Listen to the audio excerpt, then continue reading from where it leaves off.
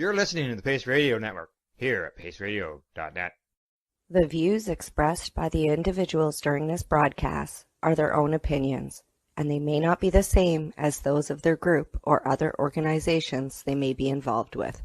All medical advice during our broadcast is not a medical opinion and should be checked with your medical physician.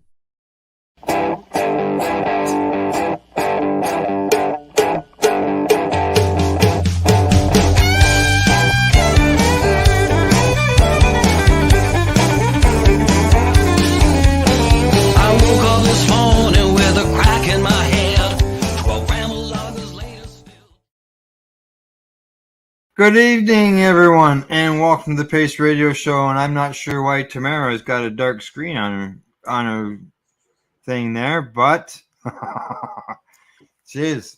All right, we're live here. Are you there, Tamara? I can hear everything. I'm going to go out and come back. I'll be right back. Okay, all right. Sounds good. Well, hey, what happens? That's what happens when you do things live. Sometimes bloopers just happen, and you just got to live with it and just keep on going. And while Tamara gets that straightened out, she's just left the studio, and she'll pop back in, and everything usually is straightened out after that. Our guest tonight is a patient advocate, and somebody who just loves educating people about cannabis.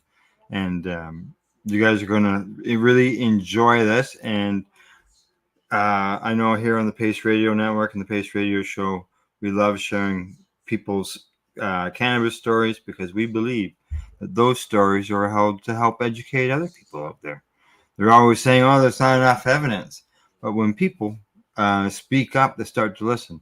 And I always felt that a lot of that happened when the children, when mothers and parents started speaking up about their sons and their daughters, the benefits in cannabis and seizures and that. I think a lot of the world started to open their eyes and seeing that cannabis is a medicine. Right, Tamara? Yes. Whatever you said, yes. I don't know what's going on with, the internet or my computer, but yeah. But anyways, I'm back. Hi. You're back. Hey, that happened. Anyways, yeah, not the usual opening. But. Correct. Yep. Now, just before the show, we were talking about Legacy 420, and I was down there today, and yes. I was talking to them, and they said to let everybody know that Cannabis Day is coming up this weekend. Right? Is it not Saturday? So Cannabis Day, they're having a Cannabis Day event at the store. Flash sales, just to give you a bit of an idea. 10 milligram pops are $1. 30 milligram pops are $1.50. Holy! 60 milligram pops are $2. That's amazing. Those are amazing. Yeah. And never mind other sales. Like I picked up some hash while I was there, and the price on it was all dropped as well. So that cone that you were smoking, and I received one of those in that price. I can't get another one. They don't have them. No, eh? Oh, yeah. Anyway, I really like that. Oh, that's too bad.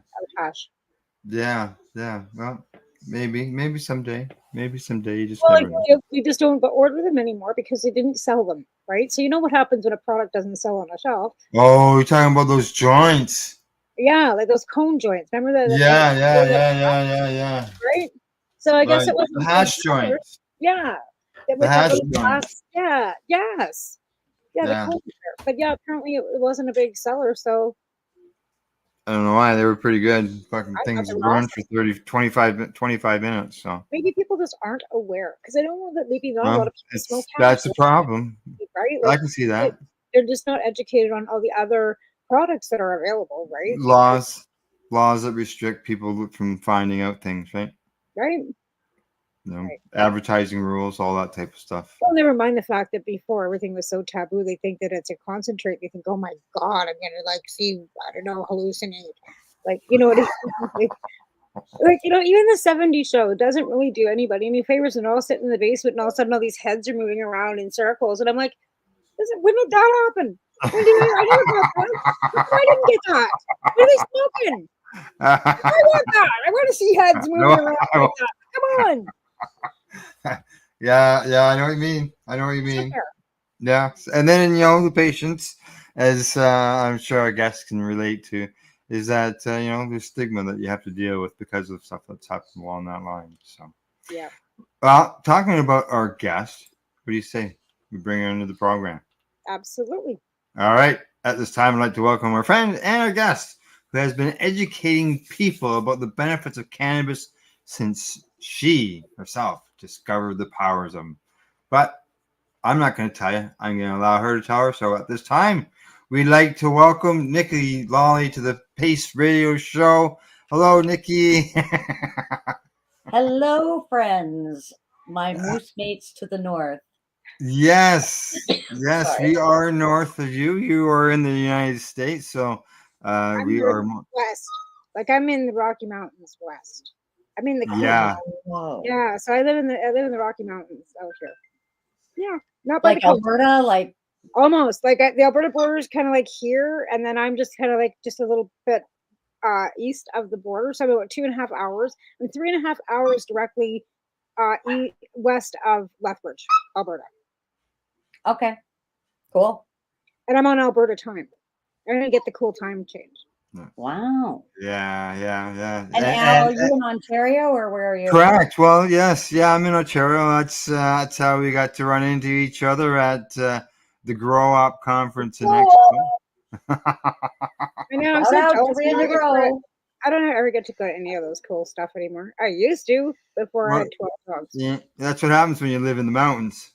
And 12 dogs. And 12 dogs, yeah. 12 dogs. Holy shit. Oot. That's a It's lot all of right, crazy mate. Crazy cat lady. There's also crazy Chihuahua ladies. Chihuahuas. I have Yorkies. I have two of those too. I have purebred and I got a Sharky, and then I have 2 pit bulls too. Wow. You are an animal lover, my friend. I love it. Anyways, we're not here to talk about me. We're here to talk about you. So Yes, yeah, that's fine. Thank you very Nikki's a much. dog lover. Nikki's a dog lover. She has dogs, and dog lovers talk about dogs, right? I get that too. Like I said, it's hard because I got one non at the door over Yeah. here whining already. Oh, So I as I said, Nikki, we got to meet at the Grow Up Conference and Expo. It was good seeing you there. But seeing somebody at the expo is just not long enough because it only gives you a few minutes, right? And then you gotta move on. Everybody's busy, everybody's doing things. So it's nice that we've been able to arrange for you to make an appearance here on the Pace Radio Show, so we can just have a conversation between the three of us. And as I mentioned, while we were waiting for Tamara to come back, is that we like to share patient stories because we believe that patient stories help educate people. 100%, Al, 100%. So what's unique is as we've legalized cannabis, one of the crazy things is there wouldn't be legalization if it wasn't for patient stories and the legacy growers that provided them the flower to utilize. And I came from a healthcare background. I was a pediatric nurse and doing my job just like any other day. And my life changed in a second. A 10-year-old kid didn't want a vaccine, a shot, and I had to help restrain him. And I was behind him, and then he tucked his chin, threw his head back into my head. I bounced off a wall and back into his head.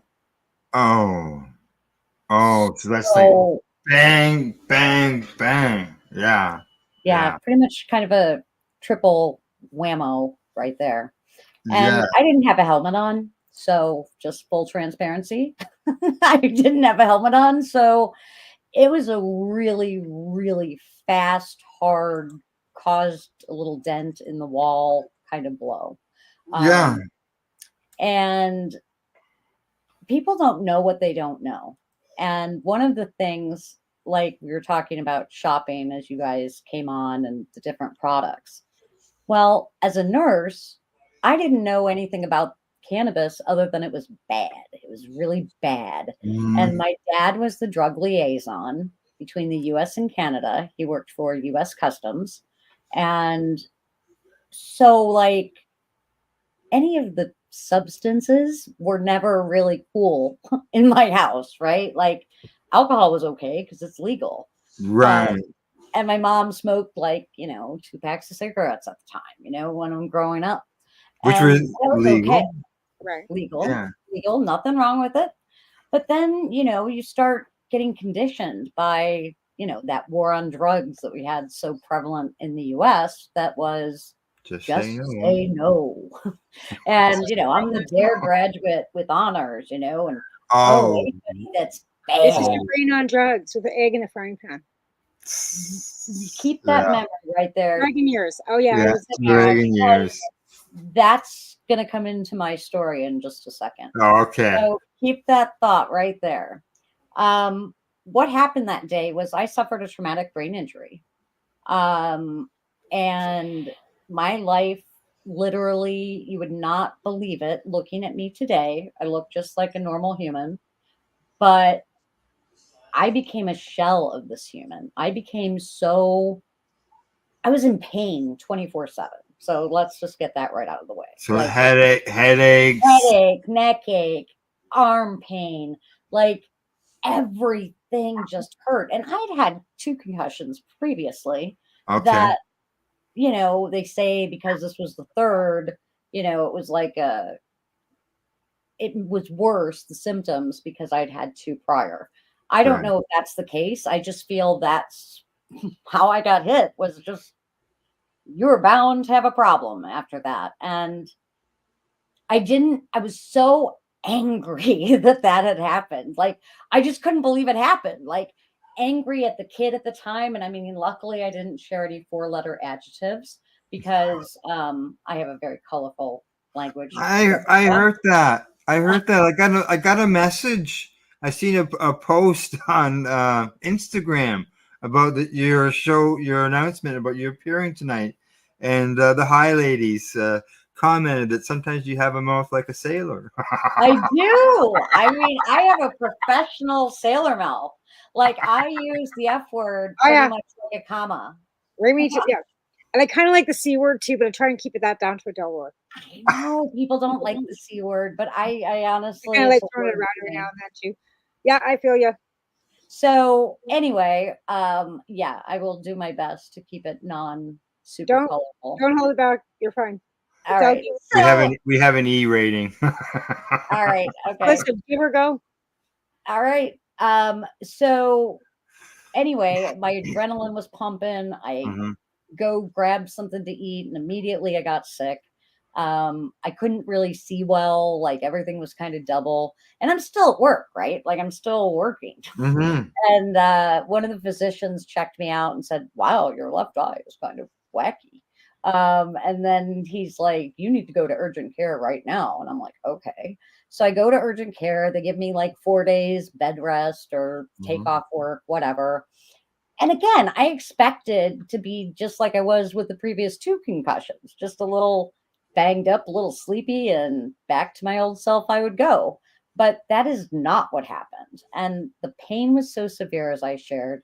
But then what really started really messing me up was the depression and the anxiety. These were things like, I'm not an anxious person under normal circumstances. It's just never been like, I couldn't understand people that had crippling anxiety until this happened to me. I couldn't understand chronic pain, even working as a pediatric nurse. I couldn't understand or fathom that, how it really felt when you flip sides of the table. And I also was having serious cognitive deficits. I also worked as a casino dealer, dealing blackjack, things like that. So I was very proficient at counting and math and things like that. I could no longer count anything. Now I still really do only like 5s and 10s. Like, when you have a life-changing injury that no one else can see, you have to kind of like come up with life hacks. You have to come up with ways to live still, because if you don't, you're going to be a statistic, and I don't want to be that statistic. Although I became almost that statistic. So I was injured at work, and workers' compensation, you guys have something similar, where the government pays, but they really give you the crappiest doctors. It's a private insurance company. It's not the government in Alberta. It's we have. And out here it's Work BC, but in Alberta, when my husband is injured, it's a private insurance company. It's totally fucked. Ours is provincial. Well, I had the private insurance company. Like, I mean, it's through the state, but it's run by, in my case, it was the Hartford Insurance Company. Yeah. And it was, you pretty much get given the like lower level doctors. They're not the ones that are really good at what they do. And keep in mind, you know, the brain is this like crazy complicated thing that it's all about where you got hit. And where I got hit literally was like right here. And that's frontal lobe, and that's where all executive function happens. Quite coincidentally, that's my 5th TBI. Wow. Now, I don't know if you can see it on the screen there. I have your website there. Yes. That was my 5th one, that picture. That was when I was in Canada and I crashed I lost my balance and I hit a glass. I dented that too. Apparently my head is really hard. But yeah, it was, that was the 5th, the picture was the 5th injury, but this was the 3rd. And honestly, it's a miracle my glasses didn't break because of how hard he hit me. And,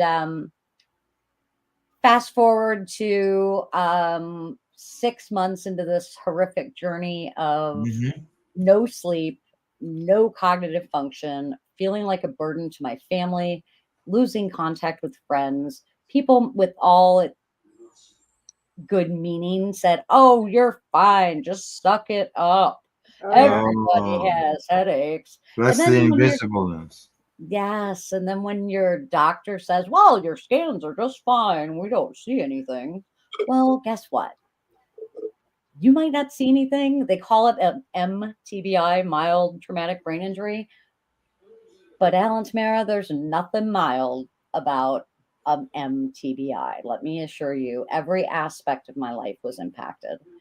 So Christmas time of that year, my husband tried to do anything he could for me. Like, he literally, no one could help me. Like, I had to sign a letter with my psychologist saying I wouldn't kill myself, because she called my husband saying, you know, "Do you know Nikki's like totally suicidal?" He's like, "No." And but like, I talked about it just so flippantly and so like, yeah, I'm done. I'm checking out. Like, and the only thing that kept me going, Tamara, back to our dogs, was my dogs, because I didn't know who could possibly take as good of care of them as I do. And even injured, like, I forgot to feed them. I forgot to change their water. I mean, my husband literally had to become my full-time caregiver. So what do I like to do? I like to gamble. And so he got me a trip to Las Vegas. Well, friends, flying from Buffalo to Las Vegas 6 months after this horrific injury, when I haven't like been out anywhere. I can't stand the noise. I can't stand the chaos. I can't handle activities whatsoever. And so where do we go? We go to Las Vegas. And literally on the plane ride over, I was literally like, "You got to be kidding me. I'm going to kill the 3-year-old behind me that's kicking my seat. Like, I'm just going to kill it." And this is like a 4-hour, 5-hour, 6-hour trip, whatever it was, but nonstop. And push my seat forward. So my husband changed places with me because like, I'm going to kill it. I'm just going to flip and kill it. And I have zero patience whatsoever. Especially when it's not yours. So we get to the hotel and I'm fit to be tied. Like, just the airport, waiting for the luggage. Everything was just too much for me. And normally, like, I just plug into a slot machine, pop in a few 20s, and just wait for the luggage. In this case, I was literally sitting with my hands like this over in the corner. And so my husband gets the luggage. We get to the hotel. It was an early morning flight, so you can't check in most places until like 2 to 4 o'clock, right? Well, it's like 10 o'clock in the morning. And she's like, "Oh, your room isn't ready, Mrs. Lawley." And I'm like, "Look, I don't care if I'm in a closet. I need a bed and I need a room. I don't care if it's not the fancy Bellagio fountain view. Just give me a room." So historically, I always get a room overlooking the Bellagio fountains because that's always been the place I do at the Cosmopolitan Hotel in Las Vegas. And there are these beautiful fountain show, blah, blah, blah. Well, this time I'm 3 stories above the pool and on the Las Vegas Strip. Literally with nonstop lights, traffic, horn honking, everything that you could possibly imagine. The stress level is just like to here. My husband goes out for a walk on the 3rd day, and I was done. I was really done. I don't care that I signed the contract with the psychologist. I don't care about my dogs at this moment. I'm like, I cannot live like this. If this is as good as my life gets in my most favorite place in the entire world, I gotta go. I mean, why am I here? So I go out to the pool, go out to the balcony, see the pool, see the kids, see all the umbrella covers. And I'm like, oh my God, I can't even kill myself. Like I'm just gonna screw myself up more. And I'm like, how can this possibly be happening? At that very moment, a mobile billboard, like a billboard being pulled behind a truck that usually advertises escorts and booty bars, comes driving by and says, "Get your medical marijuana card in Nevada today." And it says, "Out of state, no problem." Oh, there's a signal for you. So Tamara, back to your point, the very first thing I saw in my brain at that moment was your brain on drugs and the frying egg. And I laughed at that billboard, but then it came by a second time. And as it's coming by, as I'm like, got the table over to the balcony part, so I was climbed up. So I'm like on a table and I'm seeing this, and I'm just like, oh my God, my husband walks in. He's like, "What the F are you doing?" And I said, just checking out the pool area. But I said, we can go get my medical marijuana card today in Nevada. And now, mind you, I live in New York. So he's like, absolutely, let's go get it. Well, and I'll stop you there for a second. Now, you hadn't consumed. You were always against it. Dare graduate the whole I thing. wasn't totally against it. When So, you work at the casino, it's a very poly-substance friendly environment. Yeah. So everybody did something. So I was exposed to it a little, like, pretty regularly when I was at the casino. But I never viewed it as medicine. I viewed it as this horrible devil's lettuce that was going to fry my brain on drugs. And as far as your husband was concerned, you weren't a consumer, so he must have been quite surprised or shocked that you came. For transparency purposes, my mother worked for the RCMP for 30 years up here and was the president of Crime Stoppers. Oh, cute. My brother's been at the Lethbridge Correctional Institute for the last 30 years, and he handles the drug dog. Awesome. I met that drug dog at the border one day. That's might have been him. It might have been. Yeah, the drug dog found. I get it. I get the whole the brain on drugs, because I'm Gen X too, right? So again, that was all with the Reagan years, and that's what we grew up around. It was like, oh, you can't do it. I always hear, I'd lose my job. I'll lose my job. I'll lose my job. So I'll lose my job. Whatever. yeah. So my husband, yeah.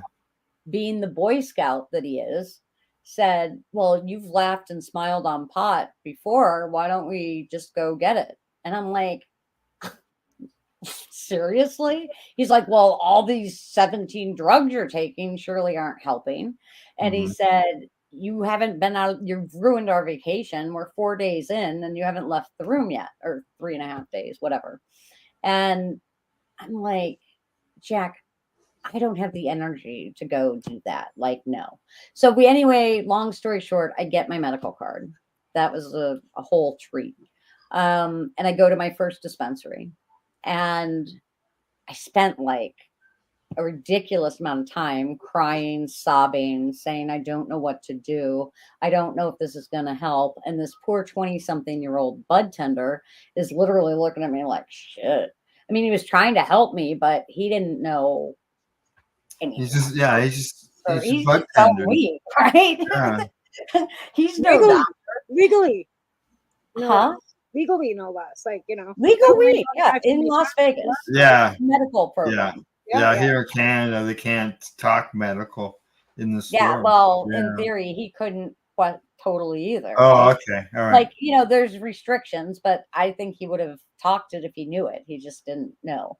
So it gives me a bunch of different edibles. Like, I'm talking like I bought 6 bags, and I want to say each bag had like 200 milligrams. I don't know for sure, but let's just hypothetically use that as the number. And I went back to the hotel. I was so overwhelmed just walking back in the hotel and all the people. And I mean, if you've never been to the Cosmopolitan Hotel, it's literally like the busiest bus terminal you've ever been in the lobby. Like, it just, and so I just couldn't wait to get back to my 7th floor and eat these gummies. And I also bought a 2-pack of joints or something. So, because I had always smoked it. I'd never eaten it. Well, the guy didn't tell me how much to take. So I ate all 6 bags of those gummies. Oh. Gummies, Chiba Chews, mints, whatever. Oh. So I slept for the first time in months for 18 hours, and my husband had to wake me up. Oh, wow. He thought I was like dead. He was like, you haven't slept like this ever. And so I felt kind of hungover. I'm going to tell you that first off. Yeah. But that pounding, excruciating pain at the base of my skull and behind my eyes, while it was still there, I didn't just focus on that. I focused on trying to wake up. I focused on, getting ready, like, because I knew I needed food, because like I'm sure my blood sugar was like 2 at that point. But literally, he's like, well, you got to smoke those joints. We're going home. You can't take those with you. And I mean, God forbid we throw out $20.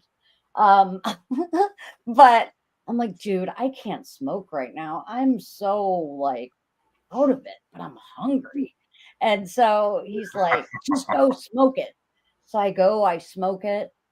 And it was like going from being so tired, so like just ready to drop, to all of a sudden, I wanted to go eat. I wanted to go into the casino.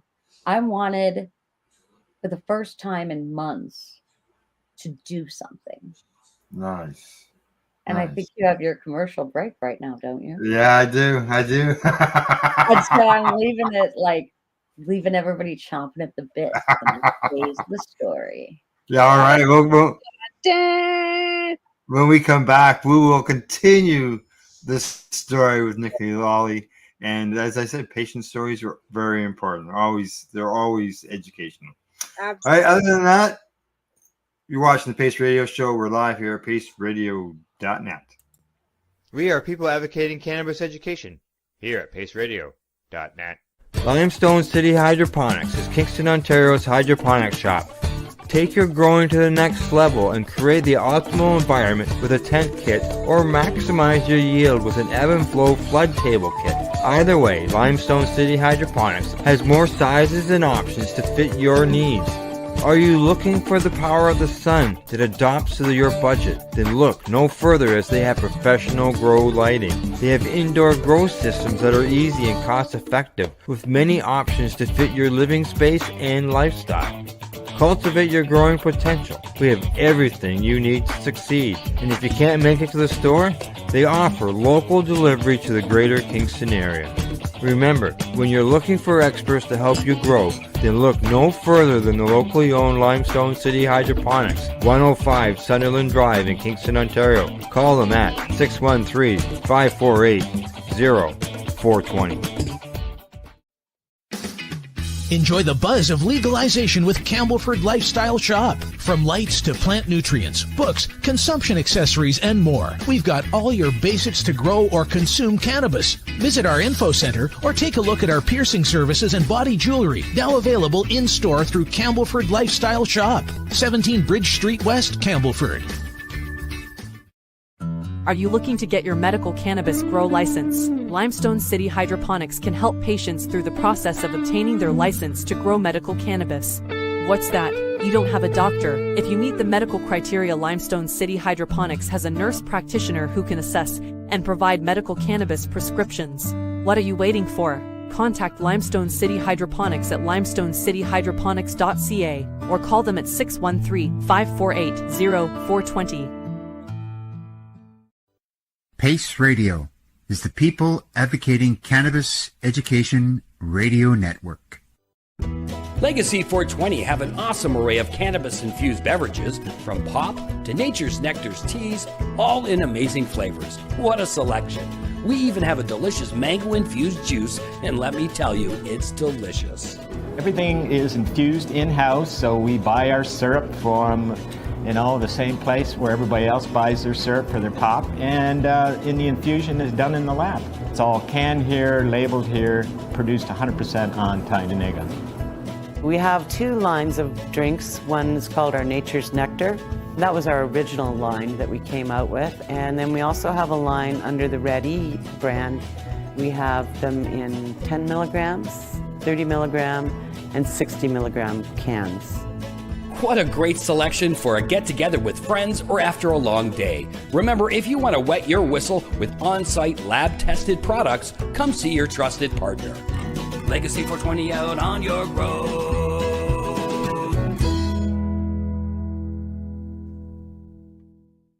You're listening to the Pace Radio Network here at paceradio.net. And you're watching the Pace Radio Show. Just a quick message. Reminder, if you guys missed the live shows, you can always catch the podcast afterwards at paceradioshow.com at our website. Tonight, joining us on the program is Nikki Lawley, and she is telling us her story, as patients always have an interesting story, an educational one, and there's no doubt that Nikki is one of those that has a super interesting story. And just before we went to break, we were just getting into your Las Vegas trip and smoking some doobies. Smoking the old doobies, yes. And I must say that is my preferred consumption method. I prefer pre-rolls as often as I can because I suck at the joint rolling aspect. So I buy pre-rolls. I'm pretty much a pre-roll snob, actually. So I know more about your brands in Canada than I do in the US. And I'll be about to tell you why in just a moment. Okay. So back to general admission. I like dad bods. Have you had dad bods? Dad bods. Yeah, the infused. Oh, shit. Their orange one. And their grape one. Are they like these, you mean? Yeah. Yeah, I've got that's what this is. It's a general admission one, though. Yeah, yours is general admission, but dad other ones I just don't have. Yeah. Oh, the brand name is Dad Box. Yeah, right? you know what? I've seen those at the other store. The store I go to just doesn't have those. I know I've been told about this. Anyways, go ahead. Sorry. Okay, no problem. So, I figured since I had this medical card in Las Vegas in Nevada that I knew we had medical cannabis in New York. So I assumed that I could get this special magical medical cannabis in New York when I came home. I shared with my workers' compensation doctors that I had been on vacation and utilized cannabis. I smoked it and I had consumed edibles. Immediately, the workers' comp doc says, "Oh, you were well enough to go on vacation? Well, clearly you're not disabled. Oh, and you used an illegal substance. So I'm sorry, we can't give you your pain meds anymore because now you're a drug seeker." And it's written in my chart. Like, when you flip sides from being the healthcare provider, the nurse, to flipping sides to being the patient, just wow. It's a whole thing. And I can tell you, if I ever were to go back into nursing, I would be so much better of a nurse after going through what I did. Stigma, right? The stigma just stinks. Like, and so many people are not provided the proper health care that they need because they say that they smoke cannabis, and that's a long-term thing. Really long term. And so after being bullied by my doctors, I began to do some research and like, actually, no, not right after. I gave it up. I was like, I'm not, I don't have any access to it. So I guess like I found something that kind of helped a little bit, but I'm not allowed to have it. Okay. So I got back to depression and I got back to, all of the things that were plaguing me pre this, only it was worse actually. Now, just a little side note, my son went to jail for growing 130 cannabis plants. Okay. And right on, good for him. Well, now he processes my medicine, so right on, good for but him. I literally disowned him when that happened, and that was 3 years before this injury. And when I say I disowned him, I mean, like, I really didn't like him at all. Wow. And wouldn't have anything to do with him, even though I had consumed the plant, recreationally. But the whole stigma that goes along with the felony, the fact that he went to jail. Yeah, the whole jail thing. Right, it was bad on the family. It's shameful because we were my dad, right? shameful for my dad. My address. Jail for a plant, right? Yeah. So, I mean, he only spent 30 days in jail, but like it seemed like a lot. But yeah. So that little side note, I just kind of then was like, and I didn't understand that medical cannabis was the same stuff my kid was growing. I know, I believed in my mind that medical cannabis was just the special unicorn parts and rainbows. Yeah, magical. It's got magical. They're growing it in a special room. It says magical marijuana on it. Yeah. Yeah, I really believe that though. Like, I did not think. I had to say that to people too. You know what cannabis is cannabis. Well, what about this recreational stuff? It's the same. Same. I don't want to smoke the recreational. I want the medical. It's like, it's the same. Little moose cat tail there.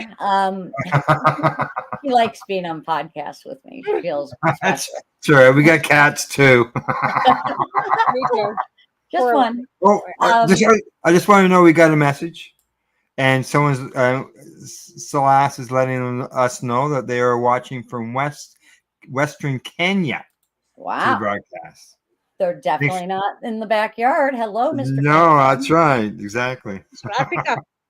So, yeah, like literally New York became such a shit show for me and I lost hope again. And I posted one of those messages on Facebook where it's cryptic, but you can tell there's something up. And I posted that, and being a dealer at the casino, I made a lot of Canadian friends. And I'm like, I finally found this pot that like helped me, but I can't access it because I don't have one of the 5 conditions approved in New York State. And I'm totally screwed. And like, I'm too much of a burden to my family, to my friends. I'm just like done. I mean, it wasn't quite that, you know. Oh, I feel you. Wasn't quite that direct, but like that was the gist of it. I get a call from a friend that I dealt to at the casino, and she's like, "We've got pot here. Like, why don't you come here?" And what's kind of crazy is your first sponsor, the Lighthouse Row or whatever. Limestone City Hydroponics. Limestone, yeah, them. They are in Kingston. Yep. And that's where my friends lived, in Kingston. And so they themselves weren't consumers, but they went, and the wife went and got her card, her medical card, because at the time it wasn't adult use. This was in 2017. Oh yeah. And we literally randomly picked an LP, because that was in the days when you had to pick one LP. And we picked CanTrust. And no, it's a good story. It's good. Isn't that the one that was like Canamart, where you could actually provide like access to other providers? No, well, it was named. It got named Can't Trust. Can't Trust, exactly, exactly. I don't think I heard of that one. Oh, it's an interesting one. They kind of hid rooms from your government. That one. Okay, they were making more pot than they were. They were all under canopy growth, though, weren't they? Or the No. workers all under canopy? No. That was a different one. Okay, there's several. All right. There's many stories in Canada. Oh yeah. Like I said, I know more about your brands and your LPs than I do about America's. Like, for real. I'm as close to being a Canadian as you guys are American. Yeah. Like, maybe not, but like I'm literally like, I'm one of the ones that crashed your website when we had the second worst day in America, 11/9 of when Trump got in my opinion. Sorry, just didn't mean No. I don't know. The website, because I was one of the ones that did, because I was like, I can't believe this just happened. I need to go to Canada and like change countries. Like, you know what? I'm looking to get out of Canada, and I don't know where the fuck I'm gonna go, because I'm telling you, if any we got tiny Trump up here. Yeah. I don't know where I'm going. Well, he's working on getting elected. He's running around calling everybody wackos, just like Trump does. Huh. Yeah. That's a whole other show too. Yeah, that's a whole different conversation. There's no doubt about that. A whole different level. Yeah, so continue with your story. your story. So literally, my friends are in Kingston. Get the card, and then like, what a system that works. You just pick your pot, and it gets delivered by Canada Post like 3 days later. I'm like, wow, you can get your pot in the mail. This is so cool. And so then I started using it, and they had an original cheese strain that was literally like a 50-50 almost hybrid type indica sativa, but it was all about the terps in their original cheese. And when I smoked original cheese, I equate it to becoming the Rain Man. Remember how I shared that I couldn't do basic math? Yeah. I could play Scrabble. I could like do the adding and subtracting, like things I had not been able to do in like a year. And cool. I was like, holy shit. But then I tried the Royal Purple Kush. The Royal Purple Kush literally made me like this. Like I had drool and shit coming out of my mouth. Like I was like catatonic on it. Couch locked. What is the difference? Like, I don't understand this. Like, and then I like went back to my edible experience, and like Legacy 420 is the first reserve store I went to. Oh, was it? Yeah, like Oh, God. I was there today. we're doing it online.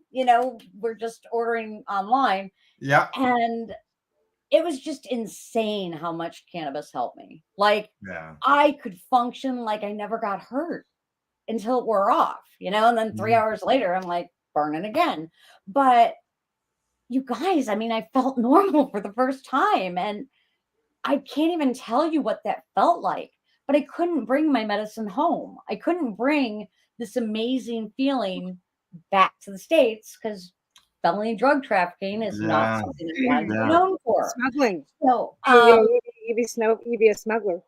right. Yeah. So Oh, yeah. before, for like up until COVID, so 17 until 2020, I every 2 weeks made it through because I knew I was going to Kingston.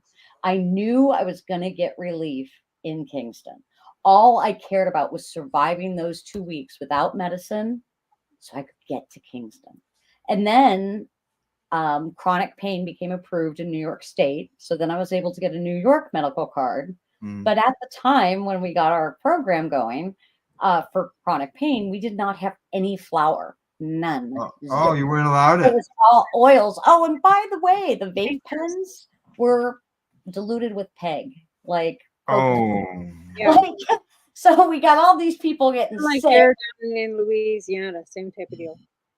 Yeah, it was really jacked up. So I knew that the medical cannabis in New York was really not working for me. So I continued this, escape to Canada all the time.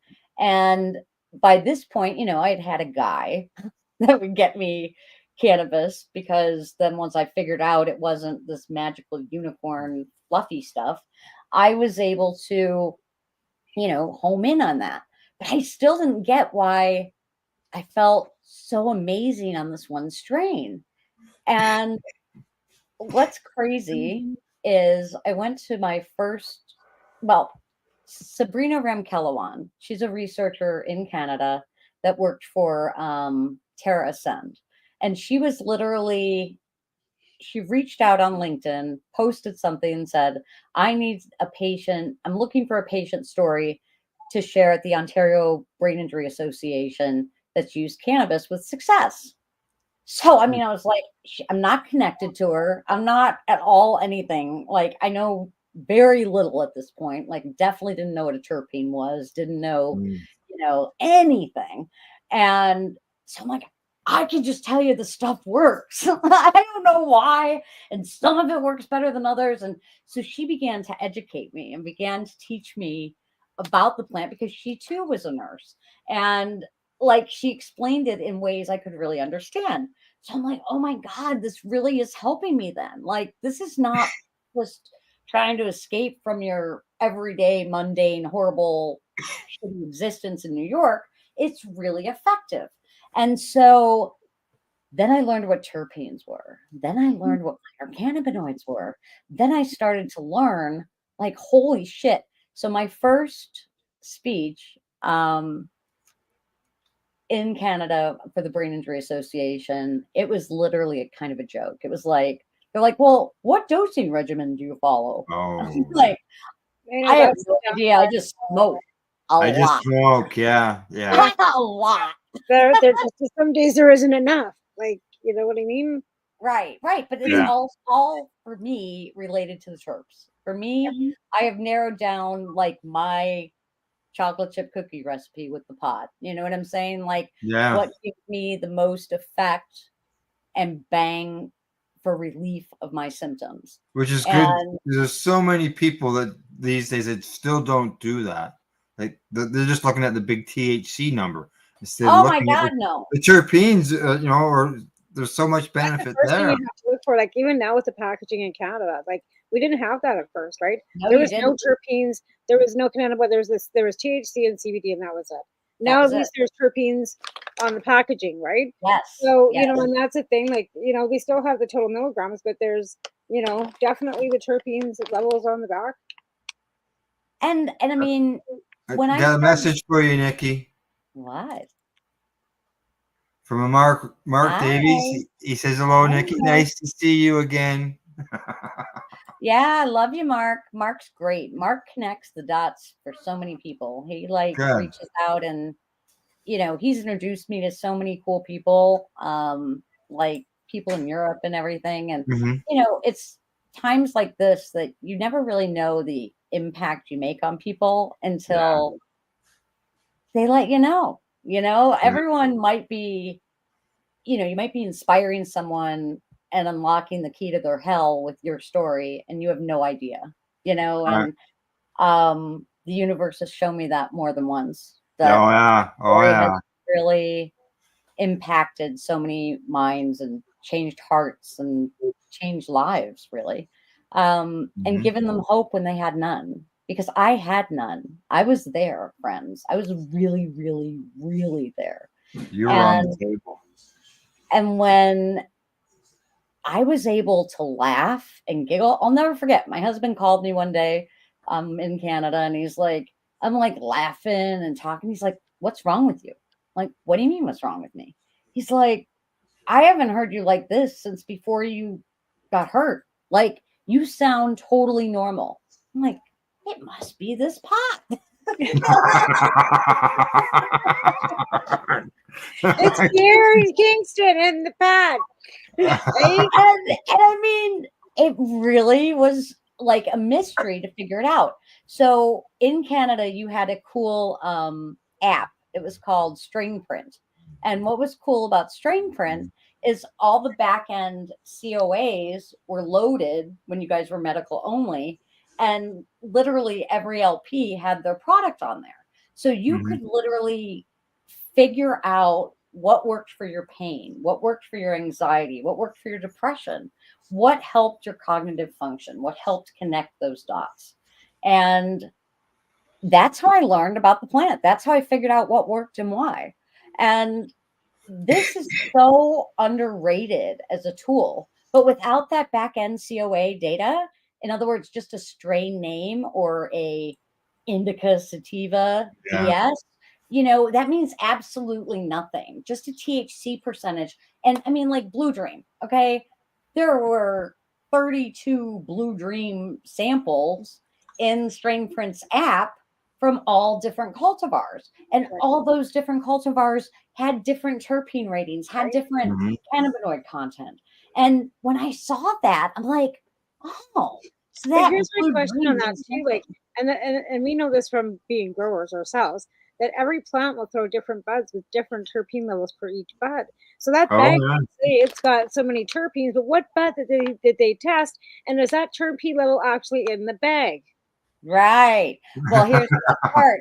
Nikki is now working for a testing lab for cannabis testing. All right.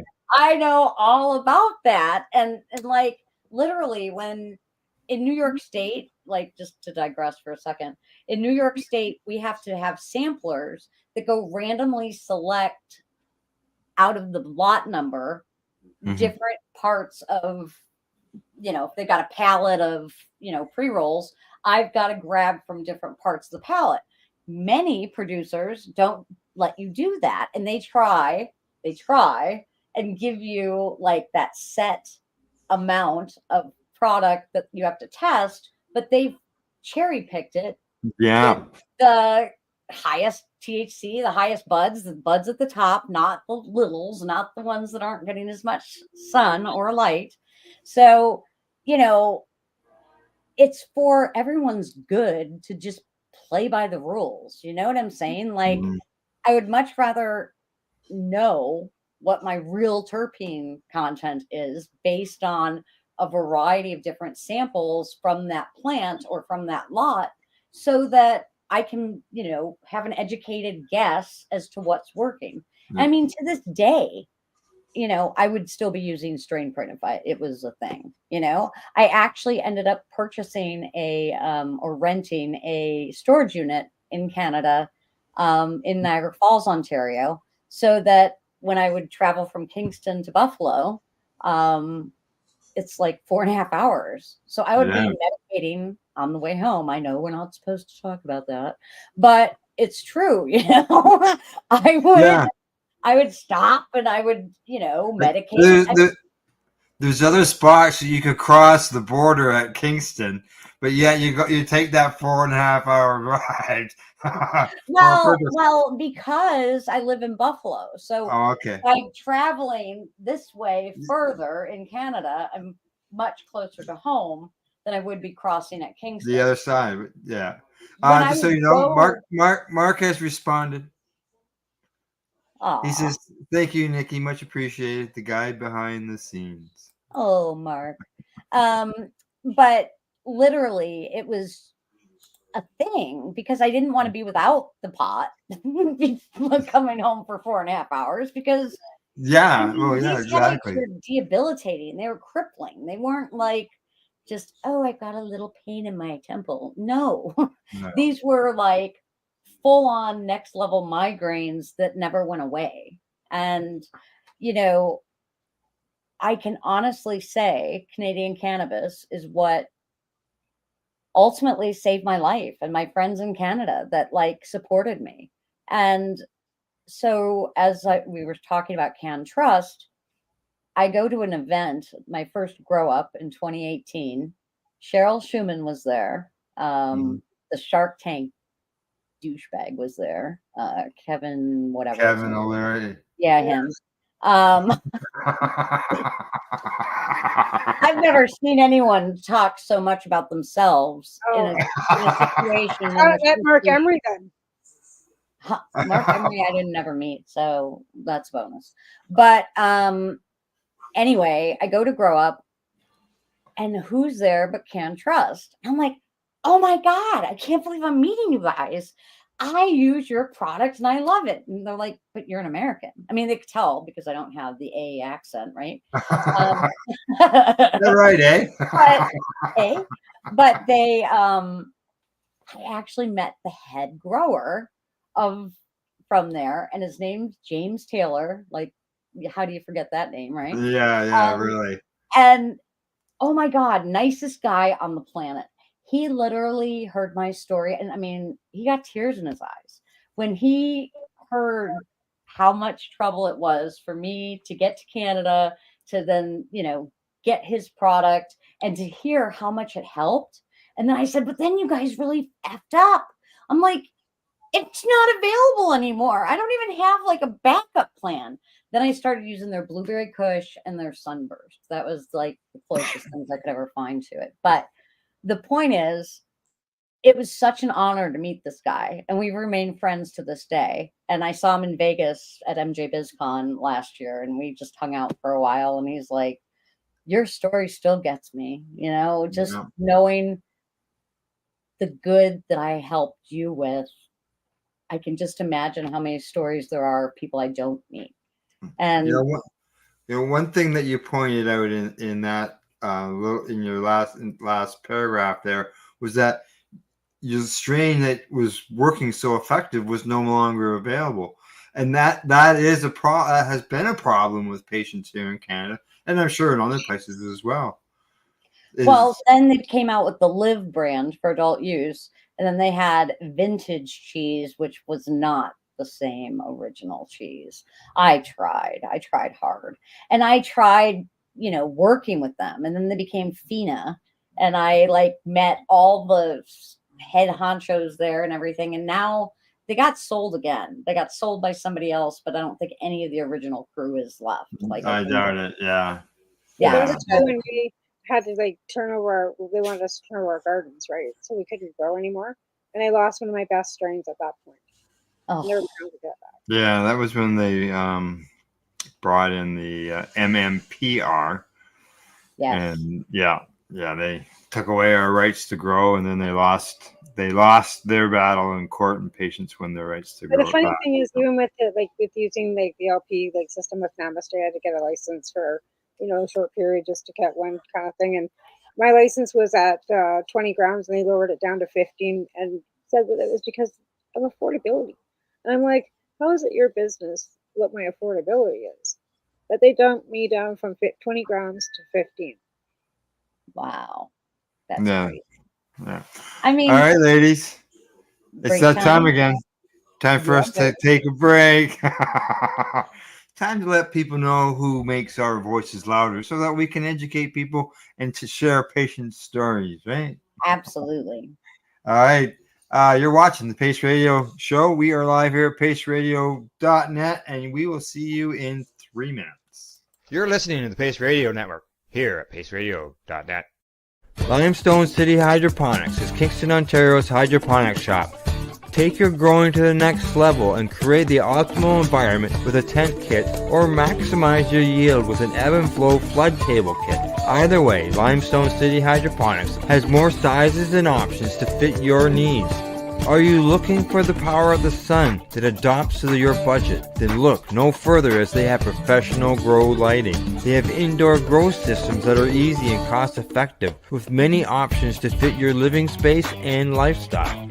Cultivate your growing potential. We have everything you need to succeed. And if you can't make it to the store, they offer local delivery to the greater Kingston area.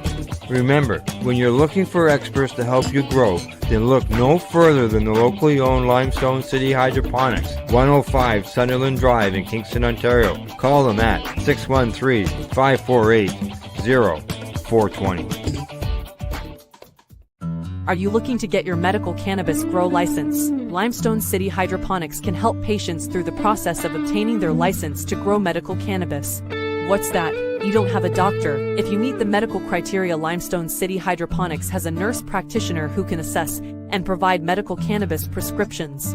What are you waiting for? Contact Limestone City Hydroponics at limestonecityhydroponics.ca or call them at 613-548-0420. What do you find at paceradio.net? People advocating cannabis education. Enjoy the buzz of legalization with Campbellford Lifestyle Shop. From lights to plant nutrients, books, consumption accessories, and more, we've got all your basics to grow or consume cannabis. Visit our info center or take a look at our piercing services and body jewelry, now available in-store through Campbellford Lifestyle Shop, 17 Bridge Street West, Campbellford. Cannabis edibles are an effective way to manage pain and other ailments, especially when you deal with your trusted partner, Legacy 420, in Tyendinaga Mohawk territory. You see, we lab test every product on site to ensure proper dosage every time, which is critical when consuming cannabis edibles. All Legacy 420 edibles are made by our classically trained baker and chocolatier, and we also have super tasty vegan options. Our baker has been in the industry for 25 years. She's also a chocolatier. Everything from savory to sweet, your chocolate bars, brownies, butter tarts, you name it, we make it. Talk to our knowledgeable Cannatex about our incredible variety available. Give your trusted partners a call. Legacy 420 out on your road.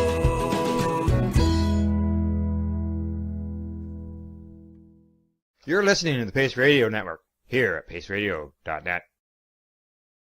And you're watching the Pace Radio Show. Tamara and I are joined by our guest, Nikki Lawley. Were you saying something there, Tamara? Yeah. Go ahead. Well, because Nikki's on the show and she's using cannabis for her anxiety, depression, right? Right on this label, it specifically says daily or nearly daily use increases the risk of dependence and may bring on or worsen disorders related to anxiety and depression.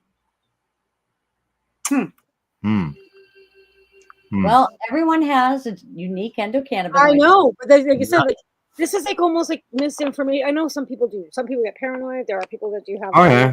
And sometimes that paranoid is caused by the laws against it. At least now. And, like, you know, there are people that are allergic to it. Like, there are, like, and there are people that have adverse effects. But I just, like, sometimes I just want to, like say, are you fucking kidding me? Like, really? Get away from the children! You can put lottery tickets in front of them that are all shiny. Right? Yeah. So, and then take them home and let the kids scratch them. Yeah. I mean, I can't open up your damn bags in Canada, okay? Can I just right? I need this is how I open the bag. Facts. So in New York, we have the same exact problem. And because I'm a medical patient, they can actually open the containers before I leave the store. Oh, that's good. For me. So, but then when you're transporting it, would be open. Now, do you it have would to? be. So you would have to maybe. Are you supposed to put it in your trunk? Put the I skunk in don't the know. trunk? I We don't are. bother. We're supposed to carry it away I'm from at the the access of point, the driver, right? So we're like, supposed to put the trunk like alcohol. nobody really screws with me anymore because I don't let it happen. Like, Yeah. if a cop literally were to pull me over and see my open stuff, I'm not smoking in the car, I'm not consuming, and I literally would explain it to him. And I dare say he would not give me a ticket or take it because it just wouldn't happen. I mean, if I was a different color, if I was, Yeah, right. younger or Indigenous, something like that, brown, I mean, yeah, black, yeah. definitely scary, sketchy situation. And I mean, could I get the one asshole cop? Absolutely. I mean, I've already had him at the border with the dog. So anyway, I have become this unintentional, very loud, very boisterous cannabis advocate because it saved my life literally. I If can't it- shut up. I can't travel to the United States because I mailed 4 grams of cannabis to another patient right after I got my medical licensing, and I did 6 months house arrest, and I was charged with trafficking. Stop it. Yeah. Not kidding you. So that's why I can't absolutely come to the United insane. States of America, because up here I got a felony and I had a 10-year firearm prohibition, and I never owned a gun. So this happened back in 2008, I believe, and I was I did months house arrest. No, 2000. No, it was 2010. Sorry. In 2010. So Nikki, you found yourself, because of the benefits that you obviously experienced, you found yourself in a position where you had to tell everybody. I did. And you still And I do. started arguing. So what I learned too by becoming this patient, you had to become a professional patient. Like, you Yeah. no longer could just trust what they wrote in your chart. You had to get those records because Kingston General Hospital made such a drastic jackup of all my diagnoses and symptoms and everything. I was just like, is this really a medical record? Did somebody what were they doing? Like, talking to another person and put that person's shit in my No, the chart? College of Physicians in Canada don't recognize cannabis as medicine still. So Oh yeah, she didn't either. This one, no. Yeah, like they don't. So your records were all jacked messed up. or? So I had to become my own advocate, and I had to find doctors that at least didn't hate on you for using cannabis. And I had to pay for all this treatment out of pocket because I had to have an answer. I'm like, why do I still feel like shit? This is not normal. This is not cool. I cannot function like this without cannabis, not because I'm addicted to cannabis, but because it literally improves the quality of my life so much. But I don't understand why edibles don't affect me the way other people did. And then I got gene testing and I started to learn why. I lack a cytochrome gene that basically processes THC, CBD, many medications in your liver. So I lack that cytochrome P250, XXX gene that makes that impossible. So to have an answer for that felt so good. But yet the doctors I was seeing, well, just take an edible or just use a tincture. And I said, but that doesn't work. Smoking is all that works. Well, that's dangerous and that's going to kill you. No, it's really not. And here's the studies and here's what's going on. And I really encourage you to educate yourself because I've had to become educated. Yeah. And very rarely did I get in a pissing match with them. And it was so important. I tell every single human this. The doctor spends 7 minutes with you. They spend 7 flipping minutes. Yeah. How much can they ultimately learn about what you're going through on a daily basis and what your family situation is, what your support system is, what everything else that's possibly contributing to where you are. No one talked to me about nutrition. No one talked to me about psychedelics. No one talked to me about plant medicine, period. Nobody wanted to put me on vitamins. It was all pharmaceutical, and this cascade of pharmaceuticals where they had different symptoms from the drug itself, and then they would give you another drug. Oh yeah. Oh yeah. I mean, it's like, well, shit, why am I taking all these pills? And I couldn't remember if I took them. So then sometimes I'd take them twice. And so all of this played into my role of why I had to learn about brain injury. And being in pediatrics, it's not something you really focus on. So I had to learn what was messed up. I had to learn how to read these MRI reports and these CT reports. And I had to ask questions, and I had to really begin to understand my own situation to be able to treat my own situation. And I can honestly say that was probably the best thing I did, because I found my voice. If you would have ever told me prior to this injury that I would become this outspoken advocate for medical cannabis, I would have said you're absolutely batshit crazy. There is no way that would be Nikki Lawley. And here I am.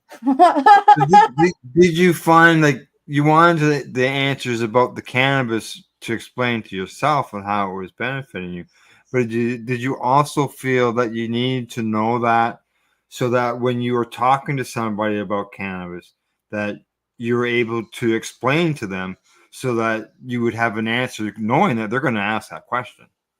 Yes, for sure. And I had to have that defense, you're almost on trial with a doctor, right?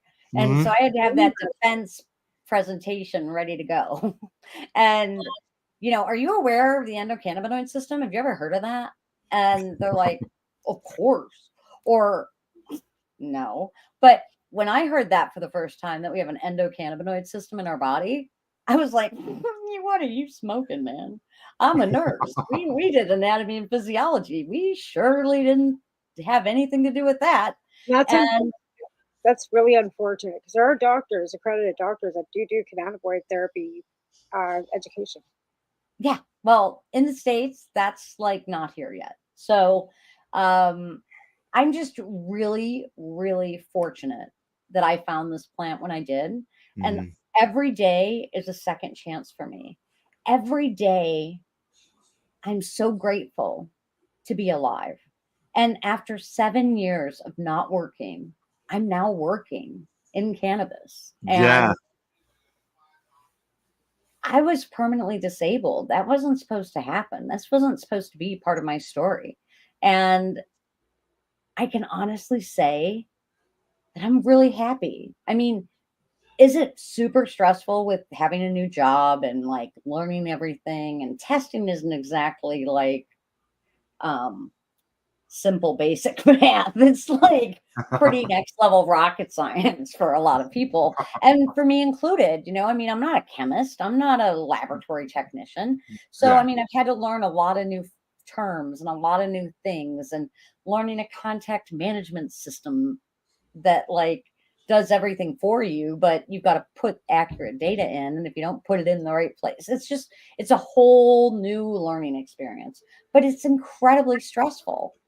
But I haven't thought about giving up yet. You know what I mean? I haven't said, oh, you're just going to be disabled. You just have to I'm trying. I'm not saying this is going to be my lifetime career for the rest of my little bit of life I might have left. But the plant gave you a whole new life. It gave me a whole new life. I have met so many amazing people, Alan, Tamara. We wouldn't be having this conversation if it wasn't for the plant. I would not be known as the lady in polka dots and red because cannabis connects my dots by thousands of people. They know who I am. They might not know my story. They might not know everything about me, but they've seen me. And I'm always, so here's a little secret. I struggle with facial blindness. So Al, when you introduced yourself to me at Grow Up, if you would have the next day come to me and you didn't have your name tag on, I most likely would not have remembered who you were. And that's not anything of you. It's I can't see the face. I remember the clothes. I remember the hair. And when all these chicks, like, they change their hair, like all my Black friends, like one day they got like the braids, then the next day they got it all foofy, then the next day they got it all straight. I'm like, shit, how am I supposed to remember who you are? You keep changing. And so it's sort of like social media. You know, people that have, a fake name on each different social media platform, and you're literally like, who the fuck are you? Like, and they know me like we're besties, and it's like, oh my God, I have no idea. It was the red coat and the polka dots that caught me at the grow up. Well, so that's my secret. So because I struggle so much with facial blindness, I always wear the same thing, and I help other people that struggle with remembering names, that struggle with remembering faces. And everyone will always come up to me. And usually if you know me, like you actually have talked to me, you will know to introduce yourself again. Hey, Nikki, it's Al from Pace Radio. Boom, slay. And then like you'll either see that light, of course I know who you are, or you'll see that light of like, who are you? Yeah. Like I'll go to events and I get these like huge hugs from these big men, and I'm like, dude, I have no idea who you are. And then like you're like, holy shit, look at that guy. Knowing you go to Kingston every once in a while, maybe we will bump into each other on the street. Yeah, well, I actually don't do Kingston anymore. Okay. No, my friends moved, and like I don't need the medical LP. Right. Yeah. You got it in there in New York. Yeah, that's great though. The more states that have the more states that have anything to do with cannabis is the better. Like that really should be like Biden should just pull the plug and just do it. Like he keeps yammering on about doing it. Just fucking sign the papers, dude. It's all political. Like just sign them. It's the game. I know. But then, like seriously, when it comes to cannabis, how many times have you been sitting with it on the corner of your desk? Just sign the fucking paper, dude. Yeah, right. Yeah. How many times the state covered in cannabis? Thank you. Yeah. But like everything about Nikki Lawley is polka dots, black and white polka dots with red accent. There you go. There you go. And it's all about education, right? So this is all the minor cannabinoids. Then it goes into the terpenes. It tells what they are good for. It tells what they smell like. And it also gives you the boiling points. Because when we are vaping, if we burn off our terpenes, we won't get those benefits. So this is a bioavailability chart. So it basically says if you eat the stuff, it's going to take longer to get out of your system than if you smoke the stuff. And then on the back, you have my QR code, Nikki and the Plant, that you can scan, and it connects you to all my social media links, which I might say the censorship is like absolutely ridiculous. I might lose my Facebook account just for sharing this video. Literally. I got post removed today. I'm not even kidding. I got a post removed today saying butterflies don't always see their beauty because it's behind them, but everyone else does. And it got removed by Facebook. There was nothing about cannabis, not even like a pretext. It was a picture, you guys, a picture. Wow. Well, I can you tell can't you say the word cannabis on TikTok. You make any video, like I get away with saying people advocating for the plant medicine. And when I was doing like, where's the plant taxes going? I had to use the word plant on TikTok. I used cannabis and boom, they just take it down for community violations too. Yeah. Well, just saying the I word. really like I write an article for Green State here in the States. And for Sensi magazine, I'm going to start doing one for every month. And literally, I have to be so careful what I say is like a promo or what I say in the hashtags or the verbiage. And I'm just tired of it. I mean, I went from like literally a reach of almost 1 million on LinkedIn to now I'm in like maybe 100, maybe 200,000. My Instagram interaction and engagements of 60 to 80,000. Now, 1,100 to 2,200. My Facebook continuous. I had one post that did 121,000 engagements on Facebook. Wow, that's huge. And it was just one meme sharing a little bit of my story saying cannabis can have positive effects on traumatic brain injury. It was a simple, no frills post. I shared it from MJ Doctors or something with a little blurb of my story above. 121,000 people with over 2,000 shares. And now I'm literally blacklisted. Like, I have so many things in the, we can't recommend your content to non-followers. And I mean, this is true censorship. I'm not selling anything. I am teaching people how to have a second chance at life, how to potentially improve your health and wellness. And instead, I'm being treated like I'm, I don't know, a street hooker or a drug dealer. And I'm neither. Just saying. Yeah, exactly. I know what you mean. I get for psychedelics and cannabis educational news, we get news stories pulled down, and their excuse that they use is because we're trying to get likes. Yes, spam. You're trying to spam people. Isn't that the whole idea? You're supposed to get likes on you want people to like your page, don't you? Or but like certain the article. Politicians can post shit all day long about absolute lies, and that's okay. Like, I'm just saying, the double standard. Oh, and the other day, I get some chick's butt, like literally her butt, with like a tiny little G-string thing, and her butt requesting my friendship and follow me for more. I'm like, I need to see this. But yet, that's okay. That's okay, Facebook. That's cool. But God it's forbid, legal. Talk about medical cannabis. Yeah. Oh, yeah. Now, would it be because of the laws, the federal You're laws? shadow banned too in Canada, so I mean, it's not. Yeah. It's Well, like your whole we're legal. We're legal like federally in Canada. Yes, so, and you still have Yeah. problems. And so in the States, we are not federally legal. Correct. In only certain states, but yet I find it rather unique that there's one particular account on Instagram that's local to Western New York. The guy's account name is The Weed Man. He has a huge weed picture of a pot plant and nugs, and it's a paid ad, and he's never lost his visibility.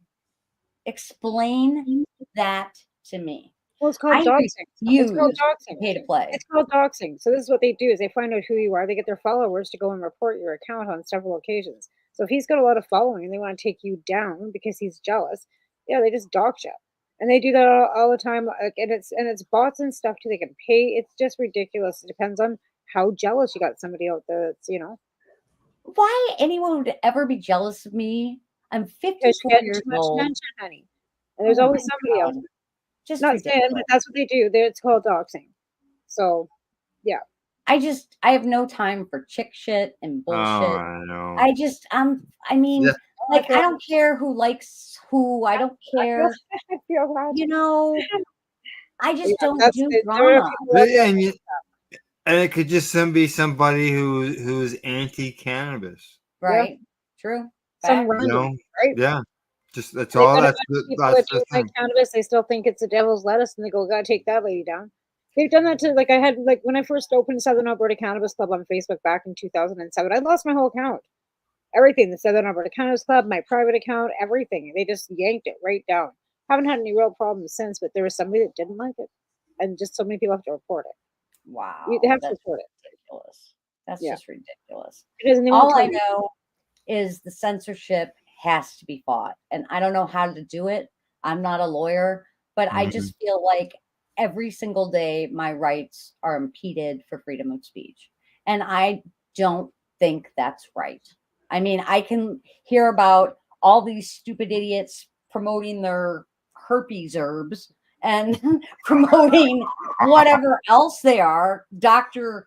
Zuby Dooby from Zimbabwe and his herbal remedy that's going to cure your herpes and your, vaginal dryness. Like, come on, man. Like, how is that okay? Right? I know, but cannabis, you can't even show a leaf sometimes in some places. Hey, Quebec, the whole province, you can't have a pot leaf on a t-shirt in the whole province of Quebec. Well, here you go. There you go. On my name tag. Yeah. It's fatal. Yeah. Yeah, the Quebec laws in Canada are pretty ridiculous when it comes to cannabis. But Manitoba just said that they could grow their own cannabis. They're changing legislation there, so that's a plus. But yeah, Quebec, we can grow in New York too. As patients, we can grow in New York, up to 12 plants per household, 6 flowering, 6 non-flowering. And we had that for the medical program for the last year. So same rules, but max of 12 plants. And let me just tell you, I don't think we have the cannabis police like policing your. They're not coming to count your plants. We never did. When the MMAR, you have an asshole neighbor, guaranteed. 35 pages, right? Of we don't want all your security, so you had to lie and tell me you're going to have locked gates and 10 dogs and all these things to protect your cannabis grow, right? Remember, Al? Cameras. Yeah, I remember that. What if the inspectors come and check and we don't have all these locked gates and all this shit and cameras because we didn't, right? Nobody can. I know. Yeah. I mean, like, my biggest gripe is patients, especially, and legacy growers never have seats at the table where decisions are being made. And that's from a political perspective. That's from a brand perspective. That's from a multi-state operator perspective. And we're the ones with the most knowledge. I mean, I literally can help you with design of your dispensary, with ADA compliance. It's the Americans for Disabilities Act. I assume you have something similar in Canada. But like how to make your signage so people can actually read it that maybe are visually challenged or visually impaired. Like to have that menu font size at size 8. Like if you're over 50, you can't read that. Okay? No. I literally have so much knowledge from packaging to consumption to how to open it, how to, really do it the right way.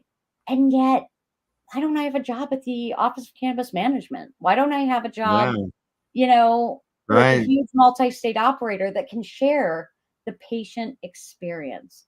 And I think that's what's so important, and that's what's missing. And I just shout that shit from the rooftops when I do my presentations lately. I've been talking about, cannabis patients and why industry leaders need to take notice. Because if you're not listening to the patients, you're not going to get the results you need at the end of the day. Well, a lot of, I won't say a lot, but some of the Canadian LPs are owned by patients that were patients. Some of the growers are patients still. So there are a few providers still that do have that connection to legacy. Not a lot, but even like Remo and Sander with Remo's Brands. Remo was a patient, right? You have Lisa Campbell with 7 Acres. Well, that was John Fowler. He was a patient. Peace Nachos with Matt Myrna. So they, even Philip Lucas with Tilray was a patient. Yeah.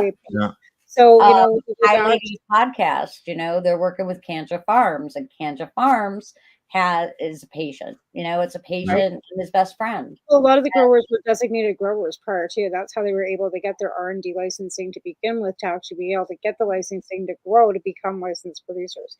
It was really complicated when the program first rolled out, trying to get it in line. But Tilray and Tweed were kind of the first couple out of the gate, right?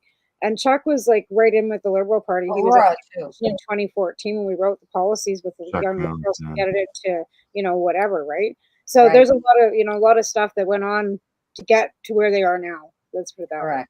Correct. Yeah. And I mean, you're legal. I'm not. And you take for granted a state line. My condition doesn't understand if I'm in New York where it's legal use, or Did you get? Tennessee. Did you Like, get healed when you crossed that border? When you crossed the borderline, did you also automatically get healed when you went into Alabama or something? Like, no, no, no. exactly. No, there's It doesn't nothing. make sense, and they should have Oh, can I federal tell you can't take programs a on that. Percocet into Alabama? Or whatever, like your morphine or whatever other medication that you're taking. Oh yeah, you can bring any of that shit. You can fly with all that stuff too. In fact, you Yeah. can cross into the Canadian border with all your narcotics. Yeah, absolutely. Yeah, yeah. But I can't. They found less than a gram of cannabis on me, and like I got my passport marked for 7 years. The puppy found it. I had just smoked a joint before crossing, and it was one of those really sunny days, and it was really nice out, and I had the windows open and everything, but they still smelled the skunk. And yeah, so they're like, when's the last time you consumed cannabis? I'm like, now a couple hours ago. They're like, oh, so you're telling us you're driving high? I'm like, no, I'm a medical patient. And they're like, well, you're driving high. We can call the office. What's your people called? The RCMP. OPP, that's it. You can call the OPP and they could draw your blood and we can find out how impaired you are. I'm like, well, if you're drawing my blood, I can assure you I'm like 75 times the legal limit. And that probably wasn't the best thing to say at that point. And I'd say, I don't know what you're talking about. I'm invoking my rights to remain silent. Like patients really, when you look at the legal limits, like here in Canada, it's 5 nanograms. And a lot of the states, it's the same thing down there. A patient wakes up already illegal to drive, even though they haven't consumed. We're fucked. Correct. And this is like a big problem. So when they found the pot, so it came from a place on the reserve in Tinandaga, or however you say it. Yeah, that one. Yeah, that. And they had a place that sold toonie joints, right? So I had a toonie joint that had been in a bag and it fell in the fatal hole of death between the seat and the console. Oh, yeah. And it had been run over, no shit. At least it had come back and forth to Canada probably 20 times, right? And this one particular time, they dogged me and the dog. So let me just give you a heads up, guys. When the dog's wagging his tail, that's great. As soon as that son of a bitch sits, you're done. Oh, yeah. So, happy dog. Yeah, my son smokes cannabis and he lives with my mom. My brother could not bring the dog to the house. He can't because there's weed in the house, right? And the dog would go absolutely fucking snark out. Yeah, he's trained, right? Right? Yeah. So it's like, the dog looked cute. It was a little Springer Spaniel, and she was just wag, wag, wag, wag, wag, wag. And then she gets in my front seat and she just sits. It took them 45 minutes to find the weed that was unsmokable, unusable. And then they held me for like 3 hours. And then they weighed it and you had like 0.02 of a gram probably. Yeah, it wasn't even smokable, guys. I mean, it was like literally over. Like, do you think I'm going to lick it? Like, get choppings out of the carpet where they just pull pieces out of the carpet for it, or what? Right, facts. It was ridiculous. So anyway, lesson learned. Won't be doing that. That's another reason I have the storage unit, because it's just it's like my insurance policy. But I tend to overbuy whenever I go to Canada because I'm a real tester of the pre-rolls. So I buy multiple different brands and test them. What do you do? Just the flower pre-rolls, or do you get the I get both. Infused? Yeah, I get both. These are the infused ones, to be fair. The general admission, they had a variety pack that was really sweet. Yeah, they do. They're really good too. They got the 5 different flavors in one pack. Yeah. And they're about $34.99 plus the taxes, which isn't bad. And your stuff is so much cheaper than American legal weed. Yeah, but we also pay in British Columbia 20% vape tax on every vape. So you pay your PST, your GST, and then you pay another 20% on your vapes. And so this is, like I said, this is a general admission one too. So it's got the pods, right? I kind of like them because it kind of looks more like my vape that I with my nicotine. So when I'm at work, that nobody knows what I'm smoking. Yes. little It's just, mystery. I don't want. I just it's kind of like incognito. Yeah, incognito. Good word. You guys, I just thank you for having me on your show. I'm assuming we're wrapping this up pretty soon. Yeah. If anyone wants more information about me, feel free to just follow Nikki Lawley, Nikki. Lawley is Lawley for those not watching the video. And you can find me on all social media platforms, but you're probably going to have to spell it out. And NikkiandThePlant.org is my website. But if you Google me, you'll find me on multiple podcasts and multiple places. So thank you guys so much for having me. I love my moose mates in Canada. And moose mates. You really are. That's everybody's moose mate. My dog's a moose. Like, I have a thing for moose. Like, I'm addicted to moose. Like, 3 favorite things: cannabis, moose, and polka dots. Well, I have moose near me. Yeah. My wife is running. There's a white one born in Alberta by Coronation, where I used to live. People came across. There's a video of a white baby. Oh yeah, beautiful. Yeah. So where do you live, Al, that you see moose? Moose, I am. So we got a message from Mark. He says that was great. Thank you. Thanks. I am east of Toronto, about a couple hours east of Toronto. So I'm by your 7. Yeah, I'm off of Highway 7 east of Peterborough. Do you know where Peterborough is? Peterborough. Yeah, there's. Just east of Peterborough. Yeah. Okay. Yeah. But you've got moose there? Yeah, we have moose here. Yeah, I went right across Highway 7. I right at my friend's place. My wife had to stop on the highway because it was going across the road. My dream is to be a moose mom. Do you see that guy that rescued a baby moose? We have one of those here. We have one rescue. Yeah. It's called Northern Lights Rescue, and they just rescued a baby moose too. We have bears and everything here. I live in the Rocky Mountains, so we have deer in my yard on a daily. Yeah. My license plate is New York. It's a New York license plate. It's ILV Moose. I love moose. Oh, really? Around it. Mark agrees with you. He loves the moose mates. Yep.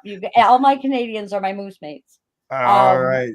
But thank you again for having me. Thanks for coming on. Great to meet you and get to hear your story. I really Yes. I hope someone gets helped by it, and it gives them hope at the end of the day. That's all I try to do. Your website again, Nikki? Is NikkiandThePlant spelled out .org. Super. Tamara, you got anything you want to say before I sign us off here? Monday we'll be having some guests on Cannabis and Coffee with Marijuana. I've got Greg from G.I. Joe Productions and Jack Ellerman that were the original production for Still Trippin' the Highway, which was a documentary that was done about Canadian cannabis patients from coast to coast to coast. So we'll have them on Monday with Cannabis and Coffee with Marijuana at New Mountain Standard Time. Yeah, and don't forget Legacy 420 is having a Cannabis Day event to flash sales down there. Get your medicated pops for $1. That's pretty impressive. I'm not even gonna lie. I heard those numbers. That's really impressive. Those in New York. So I said, do they deliver? But I'm a little out of the way. They do mail order. They do mail order. Just so you know, they do mail order. If I don't do $1 for the mail order, that would be like they would make absolutely no money. Here, order me 20 cans. I need 20 cans of that stuff. 30, over $30 for you. Yeah. I don't know. Nikki, I don't know about you. You're in a whole different country, so. Yeah, no, I'm pretty positive it won't work out for me. But. All right. You can find us on Twitter. We're on Instagram. We're on Facebook, and you can find us at paceradio.net. Thanks go to our sponsors: Limestone City Hydroponics.ca, Legacy420.com, and the Campbellford Lifestyle Shop. Thank you, Nikki, so much for coming on to the podcast. We really appreciate it. And I hope I run into you again somewhere at an event. And other than that, thanks for everybody for tuning in the show. Good night, and we'll talk to you all later. Bye-bye. Night.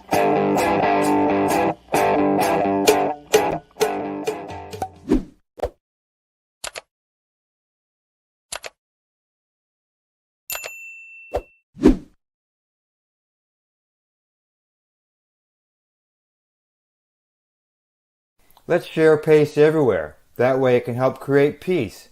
People everywhere advocating cannabis education. You're listening to the Pace Radio Network here at paceradio.net.